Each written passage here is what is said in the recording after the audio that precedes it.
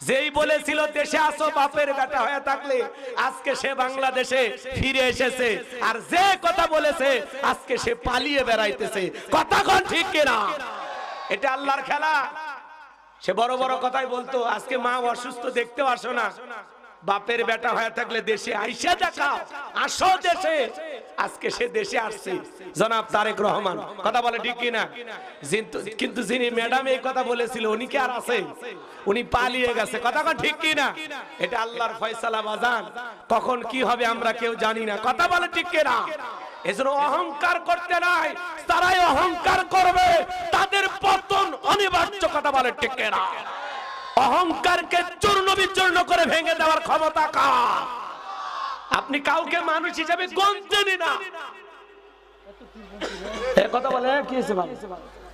হ্যাঁ, সমস্যা? রাগ করতেছেন? করলেও কিচ্ছু করার নাই। কিছু বলতেছি আমি, খারাপ কিছু বলতেছি। অহংকারের পতন আছে না নাই? আপনি যদি অহংকার করেন আপনারা পতন হবে। যারাই অহংকার করবে তারাই পতন হবে। কারণ অহংকার করার একমাত্র মালিক আল্লাহ ছাড়া পৃথিবীর কোন মানুষের অহংকার করা জায়েজ নাই। কথা বলেন ঠিক কিনা? আল্লাহ বলেন অহংকার হলো আমার গায়ের চাদর। যারা পৃথিবীর জমিনে অহংকার করে তারা যেন আমি আল্লাহর গায়ের চাদর নিয়ে টানাটানি করে। একটু ক্ষমতা পাইলে আপনি বিশাল দাম্ভিকতা দেখান। কত ক্ষমতা ধরকে আল্লাহ পাক রাস্তার ভিক্ষুক বানায় ছাড়ছে। কথা ঠিক কিনা? এজন্য অহংকার করতে নাই। ক্ষমতা আল্লাহর দেয়া নিয়ামত মনে করা লাগে। কথা বলেন। আজকে যাকে আপনি আসতে বললেন সে তো ঠিকই আসলো, কিন্তু আপনি কেন থাকলেন না? এটাই এখন জনগণের প্রশ্ন। কথা কন না কেন?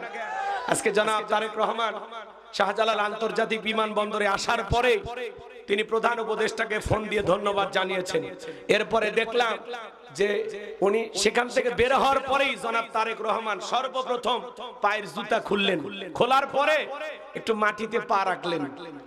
একটু মনের যে তৃপ্তি, একটা মাটির প্রতি যে একটা মায়া, একটা টান, সেটা থেকে বুঝাইলো। সর্বপ্রথম একটু মাটিতে পা রেখে একটু হাঁটাহাঁটি করলেন, এক মুঠো মাটি নিলেন।